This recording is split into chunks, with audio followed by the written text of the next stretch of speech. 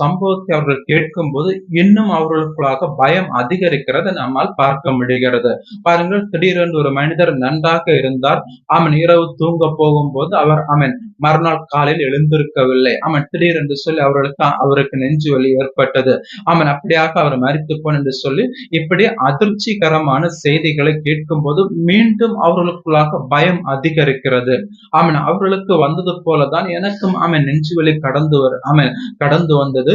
நானும் ஒருவேளை அப்படி மரித்து போவேனோ என்று சொல்லி அந்த பயம் அவர்களுக்குள்ளாக ஆட்டி படைக்கும். இந்த பயம் மனிதருக்குள்ளாக ஆட்டி படைக்கும் போது அவர்கள் அதை குறித்து யோசித்து சிந்தித்துக் கொண்டிருக்கும் போது அதுவே மனிதனுக்கு புது வியாதி இல்லாத ஒரு வியாதியை அவர்களாகவே சிந்தித்து புதிய நோயை உருவாக்குறதை அநேகருடைய வாழ்க்கையில அநேகர் அதை வெளியே சொல்லுகிறது இல்லை.